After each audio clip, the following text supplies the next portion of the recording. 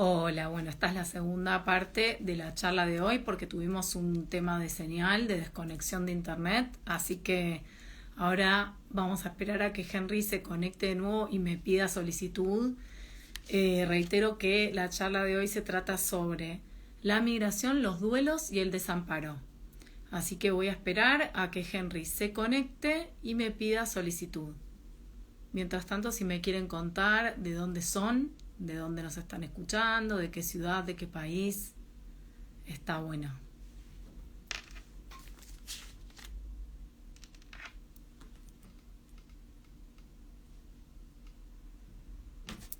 Bueno, ahí está Henry conectado. Vamos a esperar a que me pida solicitud.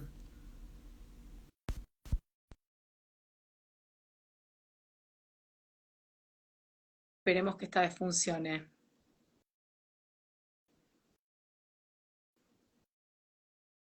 Ahí está. Perfecto. Henry, ¿me escuchás bien y me ves bien? Sí, sí, parece que hubo un tema ahí en la conexión, pero ahí estamos bien ahí. Sí, claro, por eso me gustaría que retomemos un poco porque realmente se empezó como a entrecortar mucho. Yo no sabía si era de acá o de ahí, de donde estás vos, pero bueno, acá estamos de nuevo. ¿Vos me ves y me escuchás bien? Sí, sí, te Yo escucho. también. Así que a mí lo que me gustaría es como retomar el tema de los duelos, porque se empezó a entrecortar mucho y no se escuchaba muy bien. Bien. La parte de los síntomas son importantes.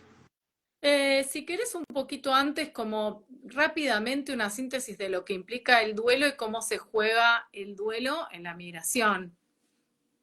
Bien, bien. Eh, bueno, vamos a ubicar entonces el concepto de duelo migratorio, ¿sí? Que me parece que es donde nos habíamos quedado.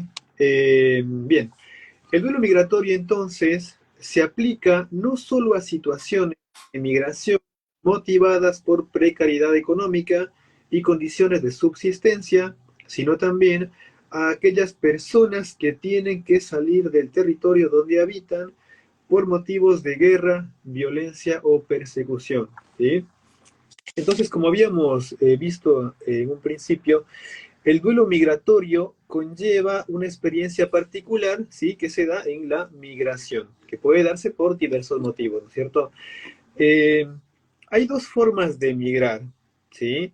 La primera es planificando un proyecto de vida que puede ser laboral, que puede ser académico, que puede ser de alguna otra índole, y la otra es mediante la migración forzada.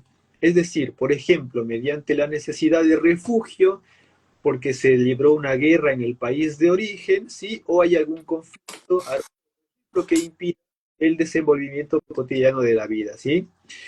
Entonces, dependiendo de estos factores de la migración, la persona va a sufrir o padecer en menor o mayor intensidad los síntomas, ¿sí?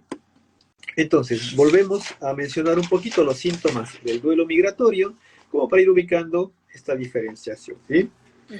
Dentro de tenemos la tristeza profunda, el dolor, el desinterés por el mundo exterior, la falta de concentración y el recordar constantemente, digamos, las escenas o momentos por ahí más lindos, ¿no es cierto?, de ese lugar previo en el que la persona vivía antes de la migración, ¿sí? Sí. Bien, vamos ahora a ubicar las características del duelo migratorio, ¿sí? Que son tres. El duelo migratorio es parcial, recurrente eh, y es múltiple, ¿sí? Ahora, ¿por qué es un duelo parcial? Es un duelo parcial porque el objeto del cual se desprende la persona siempre va a estar presente, ¿sí? Por ejemplo, si nosotros ubicamos la muerte o el fallecimiento de un ser querido o alguien cercano, sabemos que esa persona se fue, ¿sí? ¿Por qué se murió?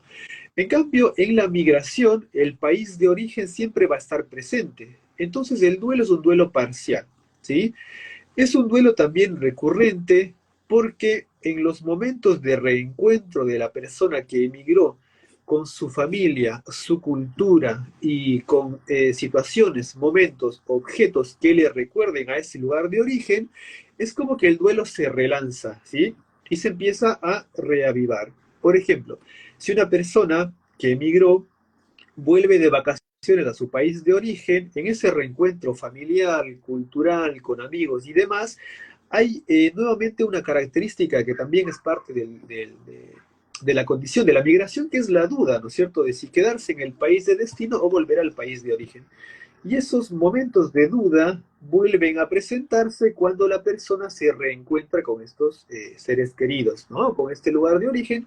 Entonces el duelo se relanza de cierta forma y por eso es un duelo recurrente, ¿sí? Después, el duelo es múltiple también porque dentro del duelo migratorio vamos a tener los duelos que les voy a mencionar ahora, ¿sí? Que son parte de este proceso. Tenemos primero al duelo por la familia y los amigos, después al duelo por la lengua, porque muchas veces la migración se da de países, por ejemplo, como en Europa, que vienen de África o de Medio Oriente, y encuentran idiomas muy distintos a sus idiomas natales, ¿no es cierto?, de su país de origen. El duelo por la cultura, el duelo por la tierra, el duelo por el nivel social, el duelo por el contacto con el grupo étnico, el duelo por los riesgos físicos, por la pérdida del proyecto migratorio y por el no poder regresar. Entonces, haciendo, digamos, como un resumen de todos estos duelos, podemos ubicar primero que la persona que emigra a un lugar distinto, por ejemplo, cuando hay personas que tienen un título profesional en su país de origen, Latinoamérica, por ejemplo, y emigran a Europa o a Estados Unidos, suele ser muy difícil en un principio hacer que esos títulos tengan su misma validez. Entonces, el estatus que la persona ocupaba en su país de origen, que puede ser, por ejemplo, un ambiente académico, profesional, con un trabajo que le permitió tener el título al cual accedió antes, en el país de destino muchas veces no se logra conseguir en un principio, ¿sí? Teniendo una pérdida del estatus económico y social que tenía en su país de origen, ¿sí? El duelo por los riesgos físicos, por ejemplo, se da cuando la persona al llegar al país de destino no cuenta con una cobertura médica, no cuenta con un seguro de salud, ¿cierto? Y muchos de los trabajos que suelen ser a veces precarizados, sobre todo en las personas refugiadas o con una migración forzada, esos trabajos suelen darle a la persona ciertos riesgos, ¿sí? Por ejemplo, accidentes laborales que muchas veces los empleadores no se hacen cargo porque las personas están trabajando en negro, ¿sí? El duelo por la familia y por la cultura tiene mucho que ver con esto que conversamos, ¿no es cierto? Acerca de los seres queridos, ¿no? De la persona y de lo cultural del país de cada uno, ¿no es cierto? La música, la comida, los bailes, danzas, costumbres y demás que forman parte de ese entorno cultural, muchas veces son muy distintas en el país de destino, ¿sí? Y hay un duelo también por estos, hay un duelo también por esto, ¿sí? Bien.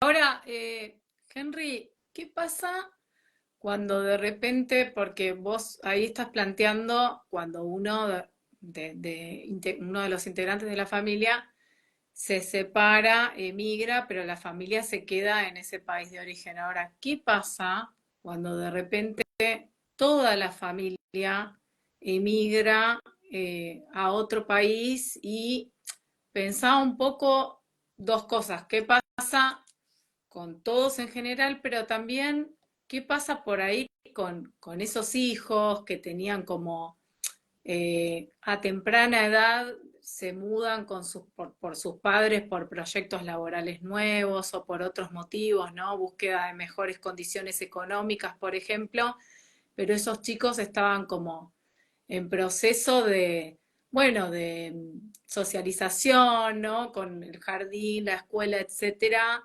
y esto les implica de repente, bueno, arrancar de nuevo con todo eso, ¿no?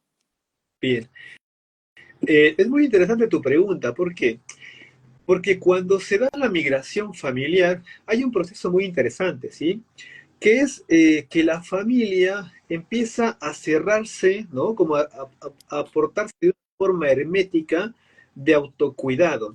¿sí? Entonces los niños, por ejemplo, que en el país de origen tendrían permiso de ir a casa de un amigo, a pasear, a salir a jugar y demás, empiezan a tener ciertas restricciones por un temor causado por esa soledad en el país de destino, ¿sí?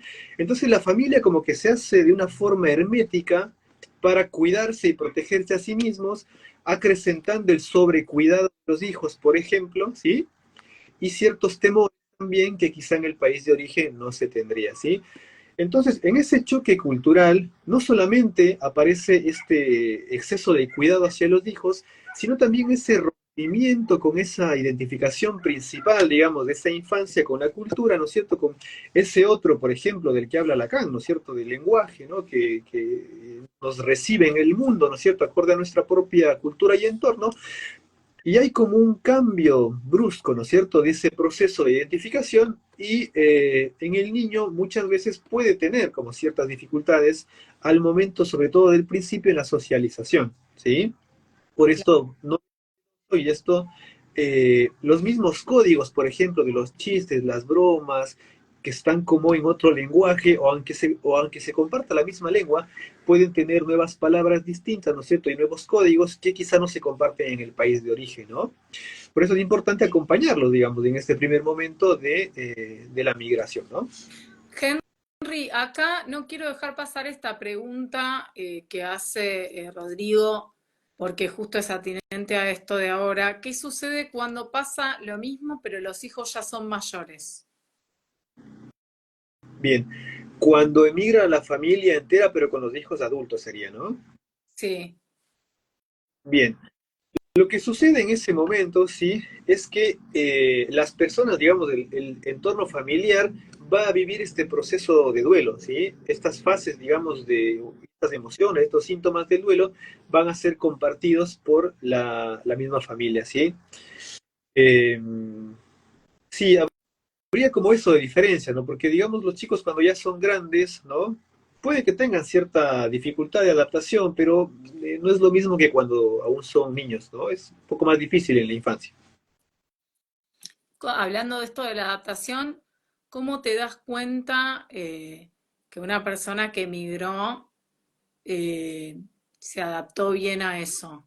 ¿No? ¿Qué disparadores se pueden tener en cuenta para dar cuenta, valga la redundancia, de que está haciendo un buen proceso de integración, de adaptación a la nueva ciudad, país, etcétera, o no? Bien, bien, buena pregunta, Luciana, muchas gracias. José Bachotegui nos dice que el duelo migratorio, ¿sí? Tiene como un proceso, ¿no es cierto? Y que el duelo se ha elaborado de forma adecuada, nos plantea él, cuando la persona que emigró logra adaptar la nueva cultura, hacerla parte de sí mismo, ¿sí? Pero sin dejar de lado su cultura de origen, ¿no? Entonces empiezan a poder ubicar ciertos códigos sociales, códigos culturales, códigos vinculares, eh, y si la persona, digamos, se logró ubicar dentro de la nueva, del nuevo país, del nuevo destino, de una forma en la que pudo adaptar a sí mismo y asumir estos códigos culturales, y sobre todo si consiguió completar ese proyecto que se había planteado previamente, ¿no? Ese proyecto migratorio, digamos, por ejemplo, trabajar o estudiar o hacer alguna actividad que se proyectó previo al viaje, ¿no es cierto? Cuando logra ubicarse en un lugar en el que consigue llevar a cabo ese proyecto, entonces estamos hablando de una buena adaptación del migrante, ¿sí? Y un duelo que se puede elaborar, ¿no? Y se puede compartir entonces de ahí en adelante ese cariño, digamos, ¿no? Por el país de destino y por el país de origen, ¿no? Como ese equilibrio, equilibrio entre esos dos lugares, ¿sí? Perfecto. Ujú. Bien. Eh, Hay un concepto muy interesante, ¿no es cierto?, que nos plantea una científica de nombre Claudia Rodríguez, sí, que realiza una tesis de maestría justamente sobre el trauma y el duelo en la Universidad de San Martín, aquí de Argentina, ¿no?, en Buenos Aires. Y nos dice lo siguiente, ¿sí? En cuanto justamente al desamparo, ¿no?, que muchas veces se viven en este proceso migratorio, sobre todo al principio, ¿sí? Nos dice, sabemos a partir de las enseñanzas de Freud, que el humano en tanto ser hablante anida en su constitución subjetiva un estado de indefensión y desamparo. Y este estado es originario. Ahora bien, este estado de indefensión y desamparo originario se reactualiza ante distintos momentos de pérdida de algo en la vida, ¿sí? Entonces, cuando el migrante está en una situación en la que no puede tener un entorno que lo contenga en ese proceso migratorio, ¿sí? Cuando no pudo, por ejemplo, cumplir con ese proyecto migratorio, cuando las condiciones del país de destino no le ofrecen los derechos, por ejemplo, un documento, un seguro médico, la posibilidad de un trabajo en relación, no sé si en relación de dependencia, pero un trabajo, digamos, que al menos esté en blanco, ¿sí? Si el país de destino por ahí no le ofrece eso, ¿no es cierto? Entonces ubicamos ahí que se reactualiza, ¿no? Esto que nos menciona Freud, de esa sensación de indefensión y desamparo, ¿sí? Como cuando el bebé nace, ¿no es cierto?, en ese primer momento en el que necesita de los cuidados, ¿no es cierto?, de ese cuidador primario, que en general suele ser la madre, ¿no es cierto? El niño cuando nace chiquitito no puede vestirse solo, no puede comer, no puede bañarse, no puede hacer absolutamente nada de forma independiente, entonces necesita de un cuidador primario, porque está en un momento de indefensión y de desamparo, ¿sí? Esa misma sensación de desamparo y de indefensión puede vivir el migrante, ¿sí? Cuando a su alrededor no hay algo que lo contenga y lo acompañe en ese proceso migratorio, ¿sí? Bien, acá es importante también ubicar que hay un concepto que plantea Joseba, que es el segundo duelo, ¿sí? ¿Cuándo se da el segundo duelo migratorio? Se da cuando el migrante regresa a su país, ¿sí? Ay, no, se cortó, que estabas diciendo, ¿lo podés repetir? Ahí se escucha otra vez. Sí, Bien. perfecto. Joseba nos plantea un concepto interesante que es el segundo duelo migratorio, ¿sí? Él ubica así como un segundo duelo migratorio, que es cuando la persona que migró retorna a su país, ¿sí? Porque a veces la migración no es permanente, ¿sí? Puede que la persona, después de haber estado 15, 10, 20 años en un lugar, vuelva a su país de origen, ¿sí? Nos dice acá el autor que esta experiencia se vive como un nuevo duelo, ¿sí? ¿Por qué? Porque todo lo que él ubicó en su infancia, adolescencia o en su vida adulta en el país de origen ha cambiado, ¿sí? Ya no es igual. Hay muchos cambios, no solamente en la infraestructura, en las calles, avenidas, sino también en la sociedad en general, ¿sí? En la propia familia. Sobrinos han crecido, por ejemplo, los padres están más viejos, falleció un tío, entonces es como que hay un cambio, ¿sí? Y en ese regreso hay un nuevo duelo. Joseba lo llama el segundo duelo migratorio, ¿sí? Eh, Henry, esto entonces, según este autor u otros también, o sea, son dos duelos distintos o son como dos partes de un mismo duelo. Serían dos duelos diferentes. Mm, ok, y cuando la persona vuelve, está bien, no se puede generalizar, pero ¿por qué pensás muchas veces que la persona vuelve a su lugar de origen? ¿Por qué? ¿Qué lo motiva para vos, según tu experiencia, a volver y radicarse nuevamente en su lugar nativo? Bien, muchas veces se ubica, por ejemplo, en el proceso del duelo un mecanismo de defensa, ¿sí? Que suele idealizar al país de origen. Es un mecanismo defensivo, ¿sí? La persona que migra a otro país dice, no, pero mi país es igual. No, pero allá también hay esto. No, pero allá es igual. No, allá es mejor esto. ¿Sí? Entonces, hay un proceso de idealización, ¿no? Del país de origen que no deja caer, digamos, de esa imagen, ¿no? Y que siempre está como ubicado en ese lugar. Y a veces los vínculos familiares, ¿sí? Suelen llamar mucho a la persona de regreso, ¿sí? Puede ser entonces que nunca, digamos, se dejó de ubicar en ese lugar de idealización al país de origen y también los vínculos familiares, cuando a la persona la convocan de regreso, suele tener tener que ver en esa decisión de volver, ¿sí? Y también por ahí es interesante ubicar que quizá en el país de destino, ¿no? Los objetivos que quisieron cumplir, digamos, por ahí se realizaron, no hay una razón más para quedar si la persona retorna, ¿sí? Claro, sí, porque vos dijiste como varios motivos, esto también lo podemos retomar, o sea, varios motivos por los cuales una persona se quiere mudar, quiere emigrar hacia otro lugar, ¿no? Vos dijiste, uno puede ser una mejor condición económica, ¿no? O sea, la posibilidad de un mejor trabajo o algo profesional. ¿Qué más puede ser? ¿Qué más podemos mencionar sobre motivos que impulsen a una persona a emigrar a otro país? ¿Qué más se te ocurre? Claro, estaba el otro campo, ¿no? Que es el de la guerra, el de las necesidades, ¿no es cierto? El de la migración forzada, ¿no?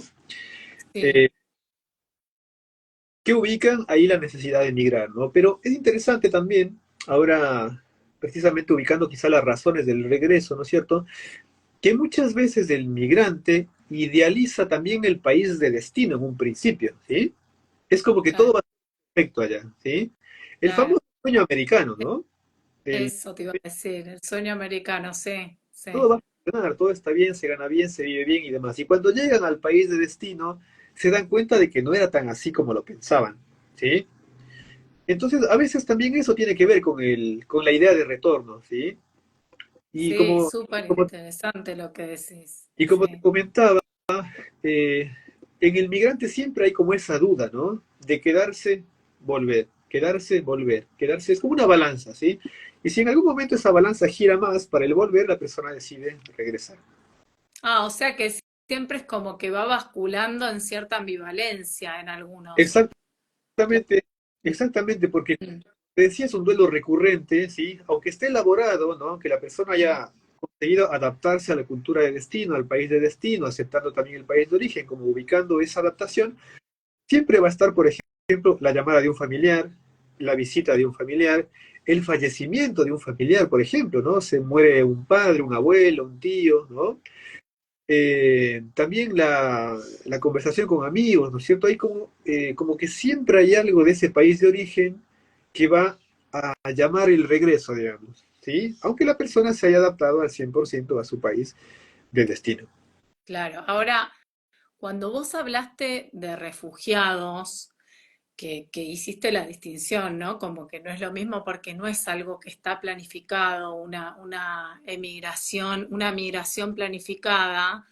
Eh, Se puede como hablar un poco más de ese tema porque es como dijiste hace un ratito, o sea, es algo totalmente forzado, que por ahí la persona se está escapando, por ahí no, o sea, se está escapando, se siente como obligada, presionada por un riesgo de amenaza, ¿no? Como en el caso de las guerras, ¿no? Y persecuciones, a ir a abandonar su lugar de origen, ¿no? ¿Qué más podemos decir que se juega acá, en este caso, de los que huyen, ¿no? En busca de un refugio y de un lugar seguro. O sea, se juega por un lado el desarraigo y por otro lado como la búsqueda de un cobijo, podríamos decir, o sea, de un lugar que lo aloje. ¿Qué podemos conversar acerca de esto? Bien, me parece que a diferencia del proceso migratorio, que se puede dar de una forma planificada, ¿no es cierto?, en la que la persona se organiza para cumplir un proyecto migratorio, en el caso de los refugiados, los exiliados y los expulsados, digamos, de una forma inmediata de su país, por ejemplo, el país entra en guerra y en 2 semanas ese pueblo donde vivían estas personas es invadido por soldados del bando enemigo. No tienen que salir huyendo y escapando y entonces acá se presenta un momento traumático. ¿Sí? Entonces aquí podemos ubicar la presencia del trauma. ¿Sí? Y por lo tanto los efectos de ese trauma en la estructura psíquica del sujeto, ¿sí? Va a haber entonces una condición traumática. Esa es la primera diferencia, ¿sí? Y la segunda es que ahí justamente aparece lo que mencionábamos acerca del desamparo, ¿sí? De la indefensión total y el desamparo. Entonces, lo que lo que buscan estas personas es tratar de ir a cualquier lugar que no sea ese, ¿sí? No hay un destino, digamos. No hay un lugar de destino claro. Es me voy por aquí o me voy por allá, ¿sí? Me voy, ¿no? Me voy, me escapo. La necesidad de escapar de algo de un peligro, que en realidad es un peligro real, no es Exactamente. imaginario. Sí, Exactamente. Entonces ahí implica, digamos, la decisión de ir a donde fue el vecino, qué sé yo, donde fue el amigo, están llevando a la gente a donde, bueno, vamos, a donde sea, ¿sí? Entonces, en ese momento, si te fijas, la persona o la familia queda totalmente desamparada, ¿sí? Y de cierta forma también presenta ciertos riesgos, ¿no? Porque ante el desamparo, ¿no? La persona se muestra, digamos, y se vive indefensa ante ese otro, ¿no es cierto? Que podría ser... De hecho, por ejemplo, en la migración de Siria, ¿no es cierto? Cuando los sirios empezaron a migrar a Europa, en la guerra que hubo, ¿no es cierto? En 2018, 15, no me acuerdo bien qué año fue, eh, había mucha desaparición de migrantes, ¿no? En ese trayecto. Iban caminando muchos. Desaparecían niños, mujeres jóvenes, ¿no es cierto? Entonces, esa indefensión también es real, ¿no? Porque sí. no hay un Estado que proteja sus derechos, ¿sí? Y se encuentra en una posición totalmente vulnerable, ¿no? Ahí está la palabra, digamos. Hay un momento de vulnerabilidad que las hace eh, susceptibles, ¿no? De ciertas agresiones, ¿no es cierto? Entonces lo que buscan estas personas es justamente un lugar de refugio.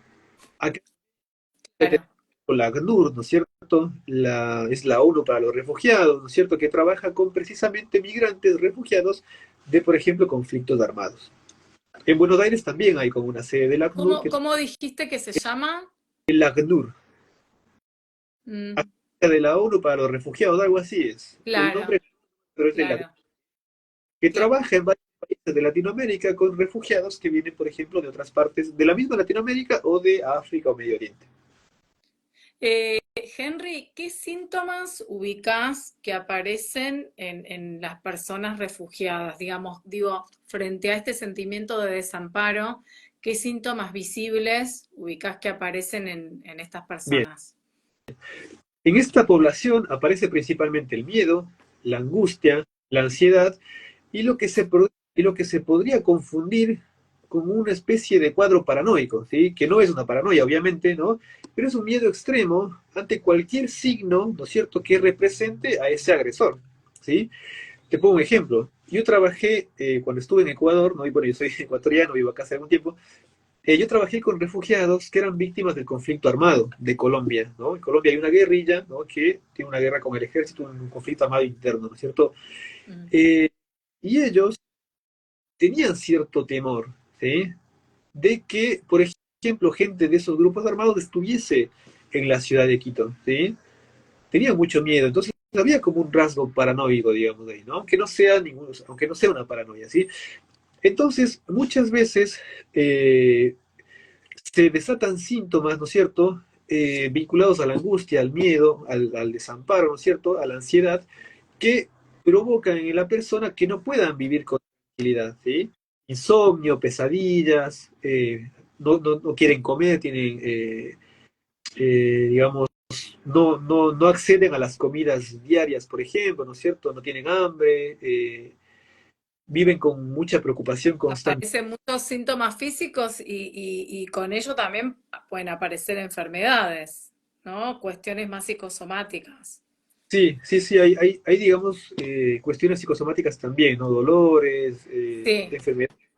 sí, y también quería detenerme un poco, porque bueno, estamos un poco ya cerrando la charla, en esto que vos mencionaste al principio de duelo y melancolía. Si podés como hablar un poquito de eso. Bien, perfecto. Entonces, retomando la tesis de maestría de Claudia Rodríguez, ¿no es cierto? Ubicamos Sí. eh, lo siguiente. En el manuscrito G, Freud comienza a delimitar, diferenciar entre duelo y melancolía, poniendo énfasis en la condición del objeto que se pierde en el duelo. En ese objeto que se pierde en el duelo, se trata de ubicar ahí la añoranza de eso perdido, ¿sí? Mientras que en la melancolía, lo que se pierde es algo propio del sujeto, ¿sí? Es decir, que lo que se pierde en la melancolía es la libido. Retomando, lo que se pierde es el objeto, que es externo, ¿sí? Pero lo que se pierde en la melancolía justamente es la libido, ¿sí? Bien. Melancolía y duelo, entonces, comparten tres características principales. La primera, la cesación del interés por el mundo exterior, la Sí, de la capacidad de amar y la de la productividad, ¿sí? Esas tres características las comparten el duelo y la melancolía. Ahora, la melancolía tiene como característica principal el empobrecimiento del yo. sí. Hay entonces una identificación con el objeto y el yo se empobrece. El yo recibe dos Sí, que se dirigirían hacia el objeto, ¿sí? sí, te agrego algo más. Como decía Freud, la sombra del objeto recae sobre el yo en la melancolía. Mm, Exactamente. mm. Entonces, el yo, digamos, termina siendo atacado, por así decirlo, ¿no es cierto?, en lugar del objeto. Entonces, por eso está la degradación dentro del campo de la melancolía, ¿sí? Ujú. Ahora, hay algo importante también que ubicar, ¿sí? Por ejemplo, en relación a la migración como tal, pero sobre todo a esa migración traumática, ¿no? Que es la expulsión del territorio por un conflicto armado, por ejemplo, ¿no? Que hay Sí, una escena fantasmática que trastabilla, ¿sí? Entonces nosotros en nuestra vida cotidiana, ¿no es cierto?, tenemos una relación con el mundo exterior por medio de una escena fantasmática en la que más o menos la cosa anda estable, ¿sí? Eso se cae con ese proceso sí. traumático de migración, ¿sí? Por eso la persona entra en angustia, porque no Ujú. hay una escena fantasmática, ¿no es cierto?, que lo pueda sostener en el mundo y lo pueda acompañar a desarrollar su proyecto de vida, ¿sí? Por eso es importante ubicar ahí, ¿no? Que es como que el fantasma trastabilla, ¿sí? Eso como para añadirlo también. Súper importante, Henry, lo que decís, y creo que está bueno también, y vos en lo personal pasaste por esa experiencia, porque estás viviendo ahora, no por esto de lo traumático, sino por esto de la migración que estás viviendo hoy por hoy acá. Eh, no sé si compartís conmigo el tema de la necesariedad de ser acompañado por una psicoterapia en este proceso de migración. Me parece como algo de una necesariedad como imprescindible. Y me parece que es muy importante que nosotros como profesionales de la salud mental estemos conscientes de lo que es el duelo migratorio, ¿no? Que sepamos, digamos, de qué trata para acompañar, digamos, y para poder ubicar en nuestros consultorios a las personas que están pasando por este momento migratorio, ¿no es cierto? Y marcar las diferencias, ¿no es cierto? De ubicar un proceso migratorio con un proyecto migratorio, cuándo es una persona que fue expulsada de un territorio, cuándo salió por una razón forzada, sin voluntad y eh, la planificación de ese proyecto migratorio, ¿no es cierto? Entonces, es importante, sí, muy importante que podamos ubicar ahí que es necesario un proceso psicológico, ¿sí? Que quien migra vaya a terapia, me parece que es muy importante. Me parece re importante esto último que dijiste, lo quiero remarcar, que es que un proceso migratorio tiene más que ver con un proyecto y con algo planificado en donde la persona estuvo como, pasó por un proceso de pensamiento. En cambio, eh, esto de los refugiados, ¿no? De escapar de una situación, de una guerra, de una guerrilla, de una persecución, tiene más que ver con algo forzado y con algo traumático, ¿no? En donde el psiquismo de la persona no está preparado porque fue como obligado, como que fue impuesto ese escape, que es diferente a un proyecto. O sea, me parece súper interesante poder destacar esto. No sé, Henry, si vos querés como cerrar con algo más, porque bueno, estamos medio sobre la hora, pero a mí, en lo que llevo escuchándote, me parece como súper completo todo lo que nos fuiste contando y súper claro también, porque si bien Henry es psicoanalista, él está hablando en un lenguaje que es para todos, en un lenguaje más coloquial, que se pueda entender, no solamente para gente del mundo de la psicología.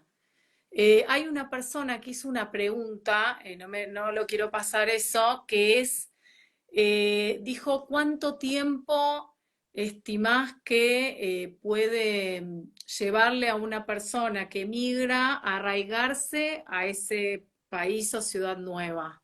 Preguntaron esto. Bien, muchas gracias por la pregunta. Los primeros 6 meses de la migración son los más difíciles, ¿sí? Porque en esos 6 meses primeros se van a vivenciar todos estos síntomas que mencionábamos del duelo migratorio, ¿sí? A partir de los 6 meses comienza un proceso de adaptación mucho más completo, que avanza hasta más o menos los 2 y 3 años del proceso de migración, ¿sí? A partir de los 3 años más o menos, que la persona ya está en el lugar de destino y si pudo acoplarse a la nueva cultura, cumplir con su proyecto migratorio, ¿no es cierto? Adaptarse a ese nuevo lugar y unificar, digamos, la cultura previa con la cultura de destino, y pudo haber elaborado, digamos, en gran parte ese duelo, entonces hablamos de una adaptación y de una elaboración de ese duelo migratorio, ¿sí? Pero los primeros 6 meses son los más difíciles, ¿sí? De ese proceso de migración. En adelante, la cosa como que empieza de a poquito a cambiar. Claro, vos dijiste una cosa que no entendí, dijiste después de esos 6 meses, como que la persona está como más arraigada, va, si va todo bien, ¿no? Si ese proceso va bien, después de esos 6 meses tan difíciles, la persona se empieza a sentir como más, sí, más arraigada, más enraizada a ese nuevo destino. Exactamente, exactamente, sí, sí, sí. Atravesados los primeros 6 meses, como, digamos, como que la cosa ya no es tan difícil, ¿sí? Ajá, ajá. Y la última pregunta que te hago es, de los pacientes que vos atendés, en relación a esto, ¿no? De los que emigraron o tienen ganas de hacerlo, ¿querés contarnos, digamos, qué es lo que más surge dentro de la clínica, digamos? ¿Qué aparece en los relatos de ellos, en la experiencia que tenés de atención de ese tipo de pacientes, ¿no? Con ese tipo de problemáticas. Bien, bien. Aparece sobre todo la ansiedad y procesos depresivos, ¿sí? Eso es lo que más se ve, digamos. Sobre todo cuando hay una ligación, digamos, con ese país de origen en la que hay algo no resuelto, ¿sí? Y el proyecto migratorio tiene cierta dificultad para cumplirse, ¿sí? Entonces, en esos dos momentos es en donde más se dificulta, digamos, esa adaptación. Pero lo que más se escucha, digamos, es como esa tristeza, ¿no? Muchas veces constante, que, bueno, hay que irla trabajando, ¿no? ¿Solés trabajar con psiquiatras cuando aparecen estas cuestiones como de una depresión muy grande frente a la migración? O sea, ¿cómo lo manejas? ¿Lo manejas solo terapéuticamente o interdisciplinariamente con un equipo? ¿Cómo es? Sí, en caso de ser necesario, sí, con psiquiatra. Trabajo en conjunto, digamos. Cuando lo considero necesario, sí. Cuando considero que no, como que se puede la persona manejar más o menos bien, ahí como que prefiero trabajar solamente con psicoterapia. Pero en general, si se ve, digamos, necesario hacerlo, hay que trabajar con A psiquiatría. veces como también complementarlo con un tratamiento psicofarmacológico a veces puede ayudar. Claro. Bueno, Henry, no sé si vos querés cerrar con algo más, y si no, ya concluimos y dejo tu contacto para quien tenga alguna inquietud se pueda acercar a vos.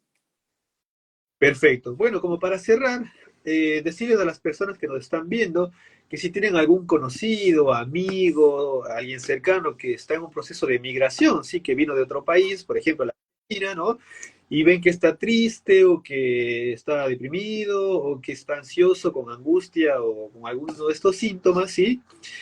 Yo los invito a comprender, ¿sí? Que por ahí en su país de origen no tenía ninguna depresión, por ejemplo, ¿sí? Una persona que vivió más o menos bien, estable, tranquilo, sin ningún proceso terapéutico ni psiquiátrico previo, puede presentar esos momentos de tristeza, por ejemplo, ¿sí? Porque son normales de este duelo migratorio, ¿sí? Yo los invitaría como a reconocer eso y, bueno, y acompañarlos ofreciéndoles la amistad o, bueno, de la forma en la que sea, ¿no? Eh, y también sugerirles, ¿no? Que si ven que algún amigo o alguien conocido está en este proceso, bueno, que puede ir al psicólogo, ¿no? Que la terapia ayuda bastante a transitar el duelo migratorio. eso por un lado, y bueno, segundo, sí, gracias Luciana, si quieres poner mi contacto ahí para que Sí, me puedan escribir. dale, Eh, espera, voy a anotar, decime, así lo pongo en el, espera, porque quiero poner en comentarios, si no, no me salta para, a ver, me parece a ver, que decime, pueda salir. no, decilo vos, tu contacto, así si quieren lo anotan, Dale, porque el no, número de no me teléfono sale, o querés o anotarlo, podés anotarlo vos acá el en el mail Instagram. o el celu. No, o sea, lo que quieras, sí, si querés, a ver, dale, te escuchamos para que anoten Lo el escribo acá, a ver, contacto. dame un Dale, segundo. ¿eh? Igual lo encuentran en las redes seguro, seguro como Henry con H, Socasi con Socasi, bueno, eso seguro, y creo que Henry ahí está anotando Ahí creo que se publicó, ¿no? Sí, el contacto por escrito, ahí está su celular, y querés poner el Instagram, así ya queda como anotado. dale. Psicólogo guión bajo, Henry con Y al final, guión bajo, Socasi. Ahí lo estás anotando. Sí, ahí lo estoy escribiendo. Perfecto. Bueno, yo les voy agradeciendo a todos. Gracias por participar. Gracias por las preguntas. Muchísimas gracias a vos, Henry, por tan interesante charla. Y nos despedimos hasta la próxima. Gracias Bueno, también, gracias, por la invitación. gracias. Voy a cerrar acá. Un saludo.